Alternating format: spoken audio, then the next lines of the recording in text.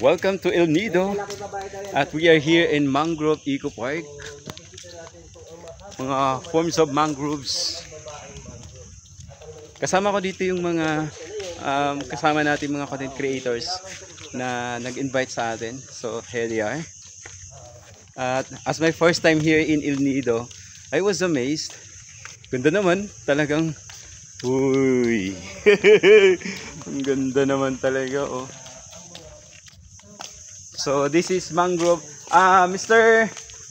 Kuya Rods, mangrove Eco Tour ang tawag dito? Mangrove Eco Park Paddle Boat Adventure.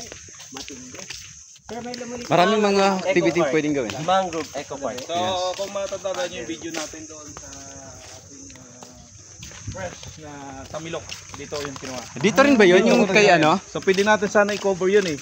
I-ano natin, palako lang kailangan natin. Magkukuha tayo ng ano no? Oh. Kasama yan. Kumuha ka dun sa, ito sa mga malalaki, sa may portion na malalaki. May portion tayo doon na kukunan natin siya na nakaganon doon sa malalaki. Or dito sa ganito. Kung mayroon kang buta, mas maganda sana eh. Tripod. Baka mamaya mag-ano kami. Ba't may mga ano dito ano to?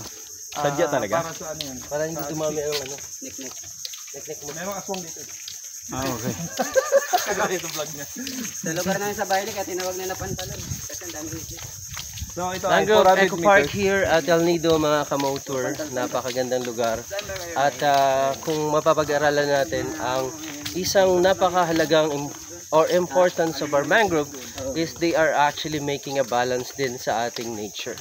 Sila yung Mangrove is the third fastest to eliminate carbon dioxide. It means mga kamotor, sila yung nag-eliminate ng carbon dioxide na meron na iniimit ng ating mga sasakyan, factories at ano. Ang kagandahan dito sa Palawan, kaya tayo tinawag na last ecological frontier, is because 72% ng ating landmass area ng buong Palawan ay composed of mountain, forest, and this mangrove forest here is included to 8 forest na meron tayo dito sa Palawan. wow naman. Kita nyo yan, oh. Tingnan nyo po. Akala ko talaga yung mga ugat niya talaga, no? Diyan kasi At yung alam nyo ba? oh, ano. At alam nyo ba, ang mangrove ay lumalaki lamang kada pulgada or 1 inch every year. Ganon? So this mangrove here could probably more than 100 years old. Napaka-importante po ng ating mga mangrove. Kagaya na sinabi ko, sila isa sa mga nag-eliminate ng carbon dioxide and turn it to oxygen.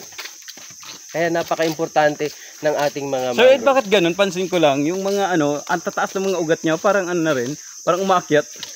Parang umakyat yung kanilang ano, ugat. Instead na papunta sa ilalim, bakit parang They grow pataas? down. They grow down from Kaya up. maabot ng tubig.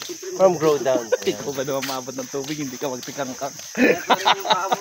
Mangrove is also one of the source or area kung saan naninirahan yung ating ibang buhay ilang. Especially this is also a breeding ground for our fish, our marine products, mga kamotor.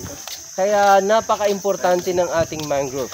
At alam nyo ba na yung mga dahon nila kapag natutuyo yan at bumabagsak sa lupa at kapag ito ay nabubulok, nagsisilbing pagkain din at nutrients ng iba pang mga buhay ilang na nangangailangan. Katulad ng mga isda, kailangan nila ng pagkain. Yan. Yun lang. Okay, so now you know. Ito yung dating original.